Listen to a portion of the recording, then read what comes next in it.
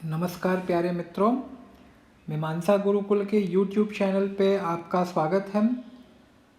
भू राजनीति पे अभी तक हमने 5 वीडियो बना लिए हैं।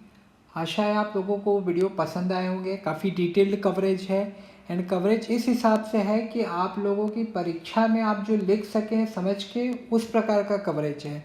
छोटी छोटी बातें नहीं बताई जा रही हैं सिर्फ ये बताने के लिए कि हमें सूक्ष्मतर चीज़ें पता हैं, आप भी पता कीजिए।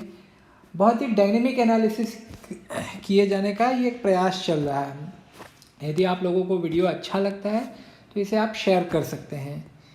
तो अभी तक तो हमने चर्चा कर ली थी पिछले वीडियो में पाकिस्तान, तालिबान, आशियान, डोकलाम, इन सब के बारे में हमने चर्चा कर ली थी। आज का जो टॉपिक है वो है सेंट्रल एशियन रिपब्लिक नेशंस।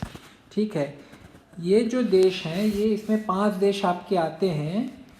5 देश में आपके हैं ताजिकिस्तान, कजाकिस्तान,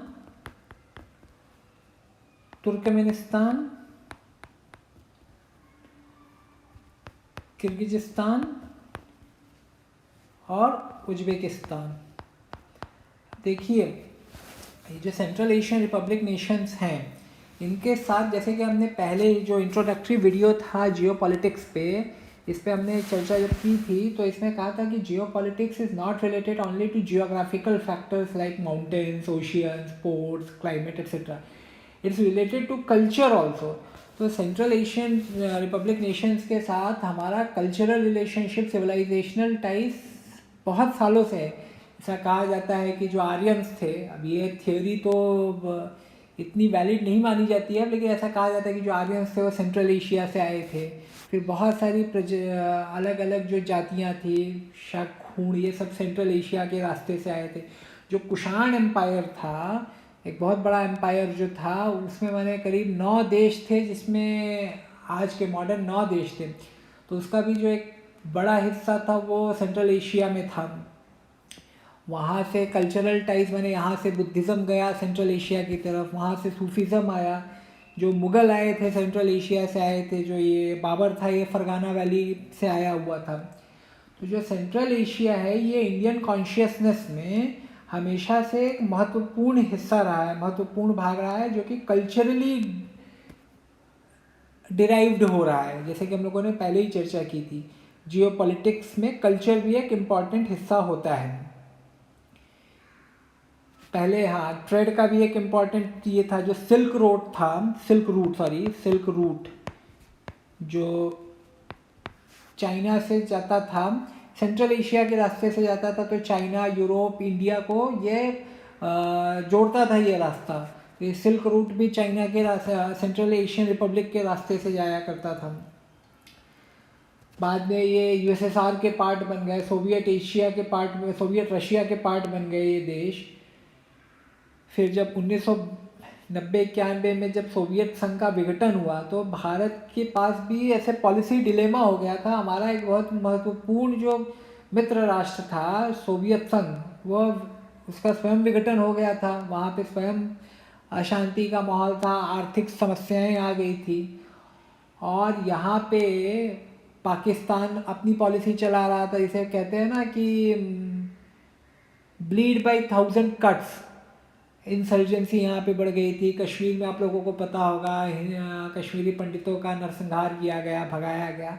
तो जो 1990-91 का जो समय था वो बहुत ही, माने geopolitically, economically it was an unstable time for India. उसी समय आप लोगों को पता होगा कि आर्थिक समस्याएं भी भारत के सामने आई, जिसके बाद हम लोगों ने एलपीजी कार्यक्रम को आगे बढ़ाया। एलपीजी माने लिबरलाइजेशन, प्राइवेटाइजेशन, ग्लोबलाइजेशन कार्यक्रम को आगे बढ़ाया। इंडस्ट्रियल लाइसेंसिंग को ख़त्म किया, इंपोर्ट एक्सपोर्ट को सरल बनाया। हम लोगों ने बहुत सारे मेजर्स लिए गए। तो उसी दौरान हम लोगों ने सेंट्रल एशियन रिपब्लिक नेशंस पे भी ध्यान देना शुरू किया, तभी से वो शुरू हुआ। उसके बाद आप लोगों ने देखा होगा कि इस पे गति ज़्यादा कब आई, 2015 में, इफ़ यू रिमेंबर, 2015 में प्राइम मिनिस्टर मोदी, ठीक है, इन्होंने 5 राष्ट्रों की यात्रा की थी। और इस बार 26 जनवरी को भी यही 5 राष्ट्र के जो राष्ट्राध्यक्ष थे वो हमारे मुख्य अतिथि होने वाले थे, किंतु कोरोना के कारण वह संभव नहीं हो पाया। किंतु उसके बाद देखिए हम लोगों ने उनके साथ ऑनलाइन चर्चाएं हुई, ऑनलाइन सत्र हुए, और उसके तुरंत बाद चाइना ने भी उन राष्ट्राध्यक्षों के साथ सत्र रखा। क्यों? क्योंकि जो CAR है, सेंट्रल एशियन रिपब्लिक देश हैं, ये geopolitically they are very important. ये साउथ एशिया आप कह लीजिए, south Asia, west Asia, central Asia तो है ही, ये सबको जोड़ने का बहुत महत्वपूर्ण कार्य करते हैं ये, ठीक है। और उसके साथ साथ इनके पास ऑयल एंड गैस के बड़े भंडार हैं। कैस्पियन सी जो है, इसमें माना जाता है बड़े भंडार है। आई थिंक देखिए फिगर बहुत इंपॉर्टेंट नहीं है, 3-4% है कुछ तेल और नेचुरल गैस का इन देशों के पास भंडार है, ठीक है। तो ये देश बहुत इंपॉर्टेंट है। यहाँ पे अमेरिका का भी ध्यान है, चाइना का भी ध्यान है, रशिया का भी ध्यान है, और इंडिया को भी ध्यान देना पड़ेगा। अगर इसको जियोपॉलिटिकली पीछे नहीं होना है तो ध्यान देना पड़ेगा इंडिया को, और इसलिए इंडिया अब ध्यान दे रहा है। आप देखेंगे तो ताजिकिस्तान के साथ हमारे काफ़ी अच्छे संबंध रहे हैं। ताजिकिस्तान जो है उसका बॉर्डर जो है वो पाक ऑक्यूपाइड कश्मीर के साथ मिलता है, ठीक है। जो पाक ऑक्यूपाइड कश्मीर है उसके साथ मिलता है। और ताजिकिस्तान के साथ जो अफ़गानिस्तान में तालिबान है, अफ़गानिस्तान में एक ताजिक माइनॉरिटी है। देखिए सारी चीज़ें कैसे इंटरकनेक्टेड है, और ऐसे ही आपको एनालिसिस करने आना चाहिए, ऐसे ही मीमांसा करनी आनी चाहिए। सारे पॉइंट्स आप नहीं याद रख सकते, ये संभव नहीं है कि you can remember all points. आपको मोटा मोटा पता होना चाहिए छोटी छोटी चीज़ों पे। If you are means concentrating on mains and even for prelims also, I don't think UPSC asks कि भाई ये एक कोई, जैसे मैं कोई वीडियो देख रहा था उसमें बता रहा था कि 1962 में जो युद्ध हुआ तो उसमें ये क्षेत्र में ये जगह पे, समझ लीजिए किसी स्टेशन का नाम ले लीजिए आप, समझ लीजिए कि टिमरनी मध्य प्रदेश में एक एरिया, अचानक मेरे मुंह में इसका नाम आ गया टिमरनी का। तो टिमरनी के बारे में थोड़ी पूछने वाला UPSC। It's waste of time, it's waste of your energy. आप मोटा मोटा चीज़ याद रखिए, ठीक है। तो अब अफ़गानिस्तान में एक माइनॉरिटी है जो है ताजिक जिसे कहते हैं। आप लोगों ने शायद सुना होगा, अभी तालिबान बहुत न्यूज़ में है, तो आप लोगों ने सुना होगा नॉर्दर्न अलायंस के बारे में, ठीक है। नॉर्दर्न अलायंस, तो जो नॉर्दर्न अलायंस था ये एक ताजिक थे, ठीक है, अहमद मसूद, उनके नेतृत्व में चलता था। अच्छा क्यों चलता था? क्योंकि जो तालिबानी लोग हैं, हम लोगों ने पहले की वीडियो में चर्चा की है, वो पश्तून लोग हैं, ठीक है। और पश्तून लोग जो हैं, जैसे कि आप लोगों को पता ही होगा कि भाई जो रिलीजियस डिफरेंस होते हैं, लिंग्विस्टिक डिफरेंस होते हैं, ट्राइबल डिफरेंसेस होते हैं, these differences are root cause of conflict. तो जो पश्तून लोग हैं ये ताजिक लोगों को नीचा समझते हैं। उसके बाद आप लोगों ने शायद ये भी एक बहुत फेमस पुस्तक आई थी खालिद हुसनैनी की,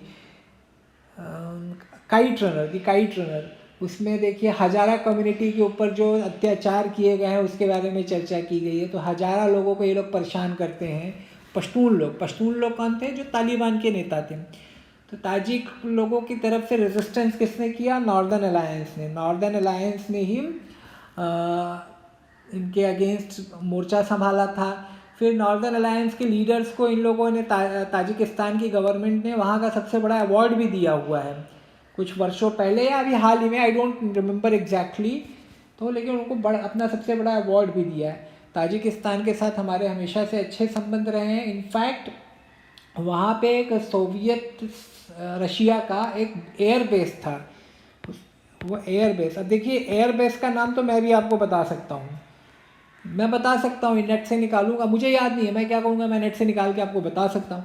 but there is no need to remember name of this air base, there is seriously no need. बस आप ये याद रख लीजिए कि हाँ भाई एक एयर बेस था जिसको भारत मैंने उसका पुनर्निर्माण करना चाहता था ताकि वो हमारा एक मिलिट्री बेस बन सके उस एरिया में। मैंने भारत तभी से सोच रहा है, आई थिंक 1992-93 या उस समय की नरसिम्हा राव की जब सरकार थी तभी की ये बात है, तभी से हम लोग सोच रहे हैं, ठीक है। तो कहने का क्या अर्थ है कि ये हमारे दिमाग में है कि भाई this is a very important area. तो ये हो गया। इसके बाद ये सारे देशों के पास काफ़ी, जैसे कि मैंने पहले ही बताया, ऑयल एंड नेचुरल गैस के भंडार है। कजाकिस्तान के साथ, ये देश के साथ हमारा सिविल न्यूक्लियर कोऑपरेशन भी है, ठीक है, सिविल न्यूक्लियर कोऑपरेशन है। ये तुर्कमेनिस्तान के साथ आप लोगों ने शायद सुना होगा टापी करके एक पाइपलाइन के बारे में, ठीक है। ये ऑयल पाइपलाइन है जो अफ़गानिस्तान, पाकिस्तान, तुर्कमेनिस्तान होते हुए इंडिया, सारे देशों के एब्रीविएटेड फॉर्म, यानी T for Turkmenistan, A for Afghanistan, P for Pakistan, I for India. तो ये गैस पाइपलाइन जो है, ये भी 20-25 सालों से इसके ऊपर बात चल रही है। एग्रीमेंट अब कब हुआ वो सब आपको याद रखने की कोई आवश्यकता नहीं है। दिस इज़ सिंपली यूजलेस कि कब हुआ।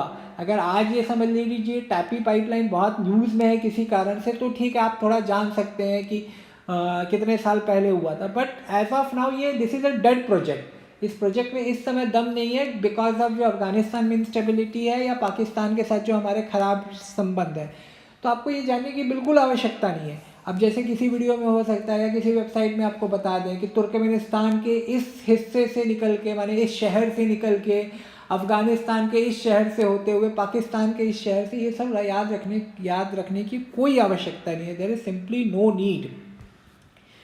तो ये टापी पाइपलाइन है। फिर इन्हीं देशों में हाइड्रो इलेक्ट्रिसिटी का भी पोटेंशियल बहुत अच्छा है, काफ़ी अच्छा हाइड्रो इलेक्ट्रिसिटी का पोटेंशियल है। तो ये सारे जो देश हैं, भारत में देखिए आप लोगों को पता ही है कि हमारी एनर्जी रिक्वायरमेंट बढ़ती जा रही है। 70% ऑयल हम लोग इंपोर्ट करते हैं। अगर आपको देखिए याद नहीं आता है, 70% याद रखना कोई बड़ी बात नहीं है, but even if you don't remember this fact then also it's not going to create any issue. आपको बस ये तो सभी को पता है ना कि भाई हम बहुत अपना ऑयल बाहर से मंगाते हैं, इंपोर्ट करते हैं, ज़्यादातर मिडल ईस्ट से आता है, ठीक है। आपको ये पता रहना आवश्यक है। ये नहीं कि 70% वैसे आप याद भी रख सकते हैं, not a big deal, but हाँ, हम बहुत सारा ऑयल मंगाते हैं, हमारी एनर्जी रिक्वायरमेंट बढ़ती जा रही है। जैसे जैसे इंडिया इंडस्ट्रियलाइज्ड होते जा रहा है, जैसे जैसे हमारा कंजम्पशन बढ़ते जा रहा है भाई, अभी हम धीरे धीरे, क्या पहले हम लोग लोअर इनकम देश में थे, अभी लोअर मिडिल इनकम देश में आ गए हैं। तो जैसे जैसे लोगों के पास पैसा आएगा, they will be demanding more services, more goods, and everything is its production, distribution is dependent on energy। तो हमको एनर्जी चाहिए। मिडल ईस्ट में आपको पता ही है कि कितने कॉन्फ्लिक्ट्स होते रहते हैं, हमेशा वहाँ पे कोई ना कोई विवाद चलते रहता है मिडल ईस्ट में। ईरान के साथ हमारे संबंध अच्छे थे, किंतु ईरान और यूएस के बीच में आप लोगों को पता ही है हमेशा तनातनी रहती है।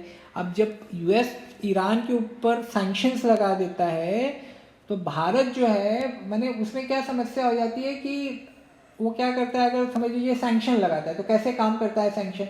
अगर ईरान के ऊपर उसने सैंक्शन लगा दिया और भारत ईरान के साथ फिर भी डील कर रहा है, तो भारत के जो इंपोर्ट एक्सपोर्ट होंगे अमेरिका के लिए, उस पर अमेरिका अड़ंगा लगाएगा।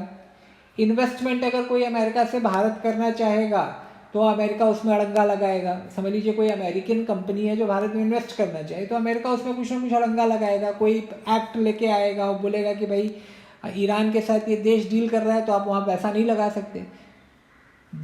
बिन भाई हो न प्रीत। अगर समझ लीजिए अमेरिका इतना सुपर पावर है और अमेरिका को क्या कहते हैं कि हम भाव ही ना दें, यह संभव नहीं है ना। जिसके पास लाठी होती है उसकी भैंस होती है। अब अमेरिका कैसे संभव कराएगा? अगर अमेरिका सिर्फ बोल दे कि भाई आप ईरान के साथ डील मत कीजिए, ठीक है, Iran is a rock state, terrorist nation है, आप उसके साथ डील मत कीजिए, तो भारत क्यों सुन लेगा? भारत और ईरान के तो संबंध अच्छे हैं, हमको तेल भी उनके यहाँ से सस्ता मिल रहा है, तेल की हमारी रिक्वायरमेंट है, भारत क्यों सुन लेगा? तो भारत के मन में कोई डर होना चाहिए ना। तो अमेरिका ऐसे कार्य करके भय उत्पन्न करता है, चाहे भारत हो जाए चाहे कोई और देश हो जाए। तो ईरान के साथ डील करना इतना हमारे लिए आसान है नहीं। तो इसके लिए हमको अपनी एनर्जी सोर्सेस को बढ़ाना पड़ेगा। जो ऐसे मित्र राष्ट्र हमको बनाने पड़ेंगे जिनके पास ऑयल एंड नेचुरल गैस का भंडार हो। तो ये एक कारण है। दूसरा कारण आप जो कह सकते हैं वो है काउंटर टेररिज्म वाला कारण। काउंटर टेररिज्म से क्या आशय है कि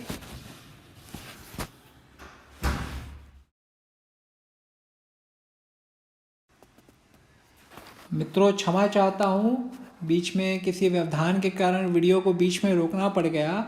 आईपैड में एक समस्या ये है कि आप रिकॉर्डिंग को पॉज नहीं कर सकते हैं। अभी तक तो मुझे ऐसा कुछ नहीं मिला। यदि आप लोगों को कुछ ऐसा पता हो बढ़िया कि आईपैड के स्क्रीन रिकॉर्डिंग को आप पॉज कर सकें तो मुझे बताइए। तो हो सकता है आपको, मैं एडिट करके, मुझे वीडियो एडिटिंग के बारे में बहुत अधिक जानकारी नहीं है, किंतु मैं यूट्यूब की सहायता से कुछ करने का प्रयास करूँगा। हो सकता है आप लोगों को बीच में कुछ जर्क जैसा लगे, बीच में कुछ लैग्स आपको दिखाई पड़े, तो उसके लिए मैं क्षमा चाहता हूँ। हम लोग चर्चा कर रहे थे सेंट्रल एशियन रिपब्लिकन नेशंस के बारे में। तो अभी तक हमने चर्चा कर ली थी कि एनर्जी सोर्सेस के बारे में बात कर ली थी। ईरान से हमने जोड़ के देखा था इसको। अब हम जो देखेंगे, जो इम्पॉर्टेंट पॉइंट है, वो एक है काउंटर टेररिज्म। जो आतंकवादी विरोधी कार्य चल रहे हैं उसमें ये महत्वपूर्ण भूमिका निभा सकते हैं। देखिए, इन सारे देशों के साथ ना जो अफ़गानिस्तान है, अफ़गानिस्तान में आप लोगों को पता ही है इस समय अराजकता का वातावरण है, अस्थिरता है। और इन सारे देशों जो तालिबान हैं, अगर आप देखेंगे उज़्बेकिस्तान में एक इस्लामिक मूवमेंट चल रहा था जिसको तालिबान सपोर्ट कर रहा था। वहाँ पे एक समझ लीजिए तालिबान की ब्रांच ही समझ लीजिए आप काम कर रही थी, जो वहाँ पे रेडिकल इस्लाम को लाना चाहती थी। उज़्बेक गवर्नमेंट इसके अगेंस्ट थी। और समस्या क्या है कि सारे देशों के जो भी माने बॉर्डरिंग नेशंस हैं, चाहे वो रशिया हो जाए, चाहे चाइना हो जाए, चाहे पाकिस्तान हो जाए, पाकिस्तान और तालिबान के ऊपर तो हमने एक डिटेल्ड चर्चा पहले ही की थी। इन सारे देशों में एक सिजेबल चंक ऑफ मुस्लिम माइनॉरिटी है, एक अच्छी खासी संख्या है मुस्लिम माइनॉरिटी की। आप उघेर के बारे में आप लोगों ने सुना ही होगा, चाइना में उघेर जो एरिया है, उघेर मुस्लिम जिसे कहते हैं। या रशिया में आप लोगों ने चेचनिया के बारे में सुना होगा, काफ़ी वायलेंट कॉन्फ्लिक्ट्स होते रहते हैं वहाँ पे। तो इन देशों को डर है कि यदि रेडिकल इस्लाम उज़्बेकिस्तान में फैलता है या कहीं पे भी फैलता है, चाहे वो अफ़गानिस्तान हो जाए, चाहे वो ताजिकिस्तान हो जाए, तुर्कमेनिस्तान हो जाए, तो इन देशों पे भी उसका प्रभाव दृष्टिगोचर होगा। ठीक है। और भारत के साथ भी यही समस्या है। एक तो हमारे कश्मीर में आपको पता ही है कितना कॉन्फ्लिक्ट है, कितना टेररिस्ट एक्टिविटीज़ होती रहती हैं। उसके सिवाय भी भारत में अलग अलग हिस्सों में आतंकवादी घटनाएं होती रहती हैं, चाहे पूर्वोत्तर भारत हो जाए, चाहे जो बड़े शहर बीच बीच में अटैक होते थे पहले, वो हो गए।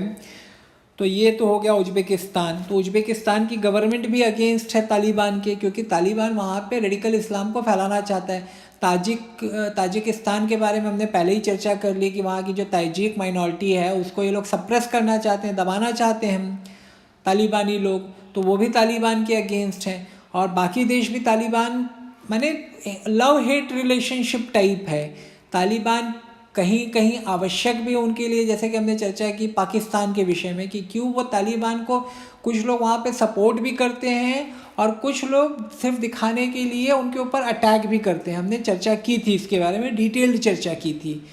तो कहते हैं ना, एक मैंने मूवी देखी थी, राजनीति मूवी थी, उसमें मनोज वाजपेयी का एक डायलॉग था, वो मुझे एग्जैक्टली याद नहीं है, लेकिन उसका क्रक्स यही था कि राजनीति में जो मुर्दे होते हैं उनको गाड़े नहीं जाते हैं, उनको जिंदा टाइप रखा जाता है, जब ज़रूरत पड़ती है तो उसको यूज़ करते हैं।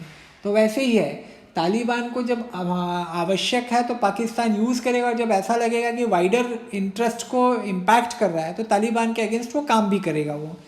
और कभी कभी ऐसा लगेगा काम कर भी रहा है और नहीं भी करता होगा, जैसे कि हम लोगों ने देखा कि कैसे अमेरिका को उसने गच्चा दिया, लेकिन उसको काम करना पड़ा, कहीं ना कहीं तालिबान के ऊपर उसको अटैक करना पड़ा। तो एक नया जिन्न खड़ा हो गया, पाकिस्तानी तालिबान। चर्चा की जिन लोगों ने मुशर्रफ के ऊपर अटैक किया, लाल मस्जिद पे अटैक हुआ, फिर कहा जाता है जो पेशावर में आप लोगों ने सुना होगा कुछ वर्ष पहले एक स्कूल में हमला करके मासूम बच्चों को मार दिया गया था, तो अभी पाकिस्तानी तालिबान का ही काम माना जाता है। तो कहने का ये अर्थ है कि काउंटर टेररिज्म में ये सारे जो देश हैं ना बहुत इम्पॉर्टेंट हैं, और सबके अपने अपने वेस्टेड इंटरेस्ट हैं। ऐसा कोई नहीं है कि भाई हमको बस आतंकवाद बहुत ख़राब चीज़ है, भारत को बहुत समस्या हो रही है तो हम सपोर्ट करते हैं, ऐसा नहीं है। ये जैसे मनुष्य स्वार्थी होता है वैसे देश भी स्वार्थी होते हैं, तो उनको भी वो समस्या है। रशिया के सामने भी वो समस्या है, चाइना के सामने भी वो समस्या है, और इन देशों के सामने तो ये समस्या है ही। तो ये हम लोग कोऑपरेट कर रहे हैं, ठीक है। फिर नार्को ट्रेड हो गया। अफ़गानिस्तान का जो सबसे बड़ा रेवेन्यू सोर्स है तालिबानी गवर्नमेंट का, वो है नार्को ट्रेड। नार्को ट्रेड माने नशीली पदार्थों का जो व्यापार होता है, अफ़ीम हो गया, इन सब की तस्करी करना, ये सब काम है। तो नार्को ट्रेड तो बहुत ही ख़तरनाक चीज़ है, आपको पता ही होगा, इस पर बहुत ज़्यादा बताने की आवश्यकता नहीं है। लेकिन नार्को ट्रेड से जो पैसा आता है उसी को फिर टेररिस्ट ग्रुप्स भी यूज़ करते हैं। टेरर फाइनेंसिंग के लिए नार्को ट्रेड का यूज़ होता है, ठीक है। ये टेरर ग्रुप्स ही नार्को ट्रेड करेंगे, जो पैसा आएगा फिर उसे टेररिस्ट एक्टिविटीज़ के लिए सामान खरीदेंगे, इंटेलिजेंस नेटवर्क बनाएंगे। तो नार्को ट्रेड माने इनका क्या कह सकते हैं, फाइनेंशियल बैकबोन है। बाकी जो जैसे समझ लीजिए अफ़गानिस्तान से अगर सामान आ रहा है, नारकोटिक्स आ रहा है भारत में, पंजाब में आप लोगों को पता ही होगा कि कितनी बड़ी समस्या है, तो आप एक बहुत बड़ी आबादी को वहाँ के ख़राब बना रहे हैं, तो ये देश का तो नुकसान है ही। टेररिस्ट अटैक तो देश का नुकसान है ही, साथ ही में यदि एक बड़ी युवा पीढ़ी ख़राब हो जाए, नशे की गिरफ्त में आ जाए, तो ये भी एक बहुत बड़ा नुकसान है देश के लिए। तो नार्को ट्रेड हो गया। आर्म्स की जो डीलिंग होती है, माने आर्म्स अफ़गानिस्तान से पाकिस्तान से भारत में आ जाएं और उनका यूज़ हो इसके लिए, टेररिस्ट एक्टिविटीज़ के लिए हो जाए। फेक करेंसी का यूज़ हो सकता है, ठीक है। फेक करेंसीज पहले बहुत आती थी पाकिस्तान के रास्ते से इंडिया में, अब तो उस पर थोड़ा कमी आई है, किंतु ये अभी भी ये समस्या है। तो ऐसी तमाम समस्याएं हैं जिसके लिए हमको इन देशों का साथ चाहिए। इन देशों को भी वो समस्याएं हैं, भारत को भी ये समस्या है। अभी देखिए इसीलिए हम लोग SCO के भी मेंबर बने हुए हैं, शंघाई कोऑपरेशन ऑर्गेनाइजेशन के हम मेंबर हैं, भारत भी है, पाकिस्तान भी है। उसके बाद हम लोग कनेक्टिविटी बढ़ाने पे बहुत फोकस कर रहे हैं। शायद आप लोगों ने सुना होगा INSTC के बारे में, मॉस्को से लेके मुंबई तक आने का इसका ये एक transport corridor, international north south transport corridor, Moscow से लेके मुंबई तक आएगा। ईरान के चबाहार पोर्ट से लेते हुए बंडर अब्बास पोर्ट को लेते हुए ये मुंबई तक आएगा। इससे यह एक स्टडी में मैंने ऐसी बातें सामने आई हैं कि इससे जो ट्रेड है, जो सामान आने जाने, गुड्स हो गए, उसके आने जाने में जो समय लगता है उसमें काफ़ी कमी आएगी और साथ ही खर्च भी काफ़ी कम होगा। तभी तो आपका प्रॉफिट मार्जिन बढ़ता है, तभी तो इन्वेस्टमेंट आता है ना। अगर इन सब खर्चों का आप कम करेंगे, एफिशिएंट करेंगे, तभी आपका जो प्राइवेट सेक्टर है वो इन्वेस्ट करने के लिए तैयार होगा, राइट। तो ये प्रोजेक्ट पे भी काम चल रहा है, INSTC प्रोजेक्ट पे भी काम चल रहा है। तो ये सारी जो चीज़ें हैं इम्पॉर्टेंट माने कंसिडरेशन है, क्यों हम लोग इतना फोकस कर रहे हैं, हम या बाकी देश भी। हाँ, एक और जो एंगल है वो है चाइना का belt and road initiative, BRI के अंडर चाइना बहुत वहाँ पे पैसा लगा रहा है, $100 बिलियन का। आई थिंक ये याद रखना बहुत आवश्यक नहीं है, बट $100 बिलियन का कुछ इन्वेस्टमेंट कर रहा है चाइना। तो ये तो भारत के लिए समस्या वाली बात है ना, यदि इस इम्पॉर्टेंट जोन में भारत का कोई इन्फ्लुएंस ही ना रहे, चाइना का इन्फ्लुएंस हो जाए। आप लोगों ने शायद स्ट्रिंग ऑफ पर्ल के बारे में सुना होगा, चाइना की जो स्ट्रिंग ऑफ पर्ल स्ट्रेटजी है कि भारत को आप हर तरह से घेर लीजिए। श्रीलंका में आप हम्बनटोटा में घेर रहे हैं, म्यांमार में आप प्रोजेक्ट्स बना रहे हैं, फिर उसके बाद नेपाल में आपके प्रोजेक्ट्स हैं, यहाँ पे आपने ग्वादर में बनाया है, CAR में माने सेंट्रल एशियन रिपब्लिक नेशंस में कर रहे हैं। तो आप भारत को तो चारों तरफ से आपने घेर लिया है, तो भारत को भी तो कुछ करना पड़ेगा ना। भारत तो ऐसे चुप बैठ नहीं सकता है। चाइना के साथ हमारी जो समस्याएं हैं ही, चाइना पाकिस्तान की मित्रता आपको पता ही है, भारत तो माने सॉर्ट ऑफ अकेला सा पड़ रहा है अपने बैकयार्ड में। इसीलिए भारत अन्य देशों से अपने संबंध मजबूत कर रहा है, चाहे वो अमेरिका हो, जापान हो, ऑस्ट्रेलिया हो, क्वाड की जो बातें होती हैं।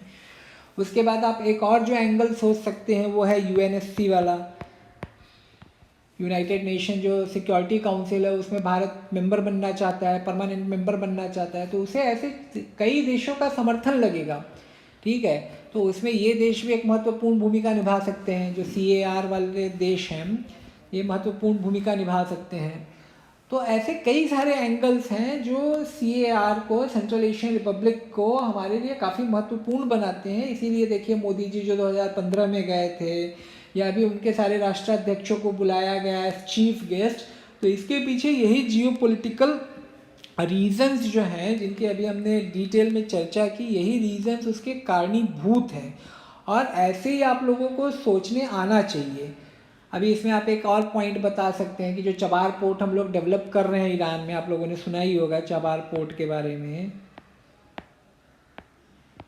तो चबार पोर्ट को इसीलिए हम लोग डेवलप कर रहे हैं कि जो भी सामान है in central Asian republic Nations में, क्या सामान है, ज़्यादातर ऑयल एंड नेचुरल गैस है, खनिज भी हैं, मिनरल्स भी हैं काफ़ी वहाँ पे। तो मिनरल्स में भी आपका क्या हो सकता है, मिनरल्स में चाहे वो न्यूक्लियर मिनरल्स हो गए, जैसे हम लोगों ने चर्चा की कजाकिस्तान के साथ हमारा न्यूक्लियर कोऑपरेशन है। फिर मिनरल्स में कई तरह के मिनरल्स हो सकते हैं, आपको वो सब जानने की कोई आवश्यकता नहीं है कि भाई वहाँ से आयरन ओर कितना आया, लोहा यस्क कितना आया, तांबा कितना आया, not needed at all. Minerals, बस एक वर्ड आप याद रखिए कि हाँ मिनरल्स हैं वहाँ पे जो हमारे लिए आवश्यक है, भारत की ग्रोइंग इंडस्ट्रियल नीड्स के लिए, औद्योगिक जो हमारे यहाँ पे गतिविधियाँ बढ़ रही हैं उनके लिए भाई खनिज हो गया, तेल हो गया, गैस हो गया, ये सब चीज़ें इंपॉर्टेंट हैं। तो जो चबार पोर्ट से ये एक मैंने आइडिया यही है कि जो सेंट्रल एशियन रिपब्लिक देश हैं वहाँ से सामान चलेगा अफ़गानिस्तान के रास्ते, वो आएगा ईरान में, ईरान के चबार पोर्ट से वो आएगा भारत में। ठीक है, इसीलिए भारत चबार पोर्ट पे, जो ईरान का चबार पोर्ट है, उस पर इतना फोकस कर रहा है, पैसा लगा रहा है, अमेरिका की नाराज़गी भी मोल ले रहा है। मैंने अभी चर्चा की कि भाई अमेरिका कैसे ईरान को एक रॉक स्टेट मानता है और जो भी उसके साथ डील करते हैं उनके साथ भी वो कड़ाई से पेश आता है। तो लेकिन चबार पोर्ट इसलिए हमारे लिए इम्पॉर्टेंट है, देखिए हमको सेंट्रल एशिया के साथ ट्रेड अपना बढ़ाना है, तो इसीलिए देखिए हम चबार पोर्ट पे काम कर रहे हैं। क्योंकि समस्या क्या है कि अफ़गानिस्तान से जो रास्ता आ रहा है, अगर आप मैप देखेंगे तो पाकिस्तान के द्वारा इंडिया में आ सकता है, किंतु पाकिस्तान और भारत के जो संबंध है वो किसी से छुपे नहीं हैं, तो इसलिए भारत इस दिशा में भी काम कर रहा है। लेकिन अब समस्या यही हो रही है कि अफ़गानिस्तान में भी जो गवर्नमेंट आ गई है तालिबान की, वह भारत विरोधी गवर्नमेंट है। आप लोगों ने देखा ही होगा कंधार में क्या हुआ था, हाईजैक वाला जो कांड था, तो हमारे रिलेशन तो छुपे हुए हैं नहीं। तो अब चबार पोर्ट भी जो है वो भी थोड़ा माने क्या डामाडोल वाली स्थिति है। इसीलिए भाई अब भारत, आप लोगों ने सुना होगा कि तालिबानी रिप्रेजेंटेटिव के साथ हमारे रिप्रेजेंटेटिव, भारत के रिप्रेजेंटेटिव मिले थे, कोई बड़े IFS ऑफिसर मिले थे। तो ये सब चीज़ें क्या आपको कई बार ऐसी परिस्थितियां बन जाती है ना कि आप विवश हो जाते हैं और आपको जो काम शायद अच्छा ना लगता हो वो भी करना पड़ जाता है। ये जीवन में भी होता है और डिप्लोमेसी में भी होता है। तो अब भारत को तो इन देशों के क्रिटिकल रिसोर्सेज चाहिए और उसके पास अब कोई रास्ता दिख नहीं रहा है। तालिबान वहाँ पे है, अब इस चीज़ को कोई झुटला नहीं सकता। अमेरिका जब वहाँ से निकल गया, तालिबान को नहीं रोक पाया, तो भारत तो इतना भी स्ट्रांग देश नहीं है जितना अमेरिका है, तो हमको डील करना पड़ेगा। Diplomacy is all about making your enemies as your friends. ठीक है, when context, when situation demands, तो वही हो रहा है इस समय। तो ये सब पॉइंट्स हैं, काफ़ी इम्पॉर्टेंट ये पार्ट है, इसको आप लोग ध्यान से सुनिए। किसी भी परीक्षा में इसके बारे में प्रश्न पूछा जा सकता है और हमने काफ़ी डायनेमिक एनालिसिस किया है। आप लोग अगर अच्छे से सुनेंगे तो आपका अवश्य फ़ायदा होगा। आप लोगों को यदि वीडियो अच्छा लगता है तो इसको शेयर करें और कमेंट्स द्वारा यदि हमें प्रोत्साहित करेंगे तो हमें अच्छा लगेगा। अगर ख़राब भी आपको कुछ लगता है तो वो भी बताइए, ये नहीं कह रहे हैं कि सिर्फ प्रोत्साहित कीजिए। यदि ऐसा लगता है आपको कि हम अच्छा नहीं पढ़ा पा रहे हैं, कवरेज बराबर नहीं है, कवरेज में तो देखिए मैं आपको बता दे रहा हूँ पहले ही कि हम छोटी छोटी बातों पे नहीं जाएंगे, हम मोटा मोटा एनालिसिस करेंगे। मोटे मोटे एनालिसिस से या प्रीलिम्स भी निकाल सकते हैं, मेंस भी निकाल सकते हैं। So I am not going to teach you name of different commodities, how much commodity was exported, how much it was imported, and different cities, how different cities are being linked, वो सब मैं नहीं बताने वाला हूँ। तो लेकिन और यदि आपको कुछ लगता है, आपका कोई ऐसा सजेशन रहेगा जो मुझे लगता है कि नहीं ये सही में काम का सजेशन है, तो आई विल डेफिनेटली इनकॉर्पोरेट।